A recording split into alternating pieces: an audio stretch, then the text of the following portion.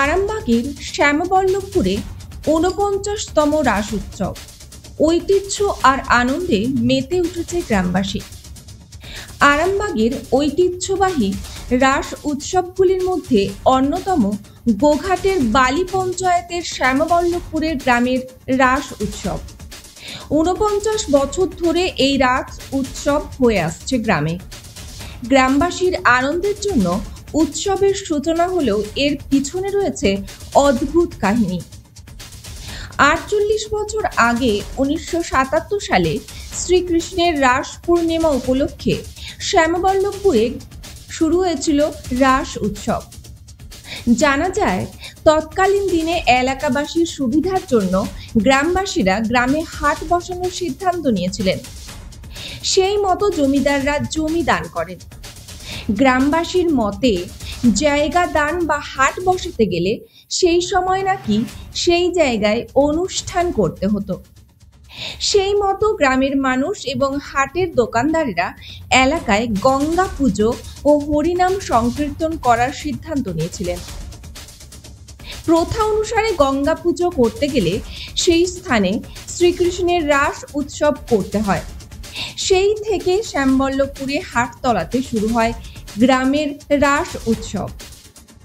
একসময় ছোট করে উৎসব শুরু হলেও আজ সেই উৎসব বৃহৎ আকার ধারণ করেছে। আরামবাগের অন্যতম এই উৎসব মেলাকে ঘিরে ৮ দিন ধরে চলে বিভিন্ন সাংস্কৃতিক অনুষ্ঠান। উৎসবের মূল অনুষ্ঠান যাত্রাপালা গান। এবছর ৩ দিন যাত্রা অনুষ্ঠান রাখা হয়েছে। এই রাস উৎসবে সামিল হন রাজ্যের বিভিন্ন প্রান্তের মানুষ। সকলেই আনন্দে মেতে ওঠেন। মেলায় অন্যান্য জিনিসের পাশাপাশি বসে বিভিন্ন দোকান।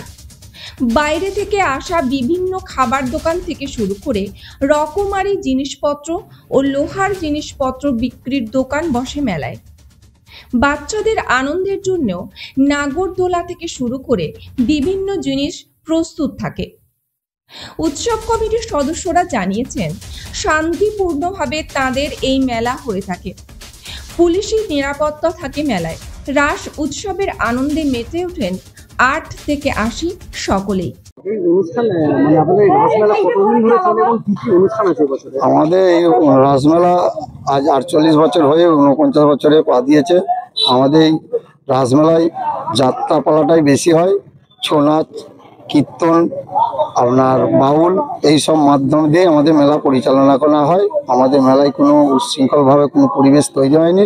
প্লাস আমাদের সরকারি ক্যাম্প বসিয়ে, পুলিশ ক্যাম্প বসিয়ে আমরা এই মেলা পরিচালনা করি। আমাদের এই অনুষ্ঠান ৫ তারিখ থেকে ১২ তারিখ পর্যন্ত চলবে। আমাদের যাত্রাপালা আছে, কীর্তন আছে, ছৌ নাচ আছে, বাউল আছে, এইসব মাধ্যমেই আমাদের মেলা অনুষ্ঠান শেষ করি। আমি এই মেলার সেক্রেটারি ভাস্কর সামন্ত। এই উৎসবের প্রাচীন কাহিনী, আমাদের গ্রামের কোনো আনন্দ এবং যে আমরা যে সামাজিকভাবে বেঁচে থাকতে গেলে একটা আনন্দের প্রয়োজন, সেই আনন্দ বলে আমাদের কোনো একটা অনুষ্ঠান ছিল না। এবারে আমাদের যে তৎকালীন যে পূর্বপুরুষ ছিল আমাদের জমিদারদের, সেই জমিদারদের মধ্যে তারা প্রথমে এখানে একটা হাট বসার জন্য একটা তারা জায়গা দান করবে বলে ঠিক হয়। সেই হাট দান করলে, দান করার পর একটা তো অনুষ্ঠান আমাদের করতে হয়। তখন তারা দোকানদার এবং গ্রামবাসী মিলে আমাদের এই একটা গঙ্গা পুজো, হরিনাম সংকীর্তন হবে, গঙ্গা পুজো হবে, তারা তৈরি করেছিল। এবারে গঙ্গা পুজো হলে আমাদের একটা প্রথা আছে যে গঙ্গা পুজো হলে আমাদের একটা রাস উৎসব করতে হয়। সেইভাবে আমাদের দীর্ঘ পরম্পরায় আজ ৪৯ বছর ধরে সেই রাস উৎসব হয়ে আসছে। দীর্ঘ আকার ধারণ করছে। এখানে আগে অনেক আরো দোকান আসতো, এখন জায়গার সমস্যার জন্য শর্টকাট করে জায়গা আমরা সবাইকে দিতে পারিনি। তার মধ্যেও অনেক দোকান, ভালো ভালো দোকান এসেছে, যেমন নাগরদোলনা এসেছে, বাচ্চাদের খেলনার দোকান এসেছে, বাচ্চাদের নাগরদোলনা মডিফাইড হয়েছে, আগের চেয়ে অনেক ভালো নাগরদোলনা এসেছে।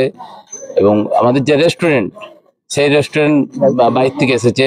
আগে যেমন দেশের রেস্টুরেন্ট হতো, এখন বাইরে থেকে এসেছে।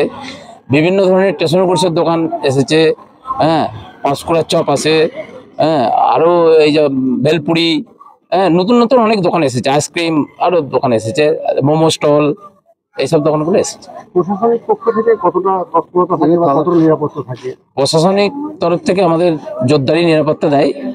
হ্যাঁ, এবছর আরো জোরদার দিয়েছেন এবং সমস্ত প্রশাসনিক পর্যায়ে তারা কথা দিয়েছে আমরা মেলাতে উদ্বোধনের যেমন আসবো এবং আমরা প্রতিদিন যে অনুষ্ঠান আমাদের 7টা থেকে 11টা, 11:30 পর্যন্ত চলবে, ওই অনুষ্ঠানে আমরা সবসময় দেখভাল করবো, দায়িত্ব নিয়েছে। আপনার নাম পরিচয়? আমার নাম সঞ্জয় কুমার দোলই, আমি এখানেরই একজন হাটতলারই জমিদার।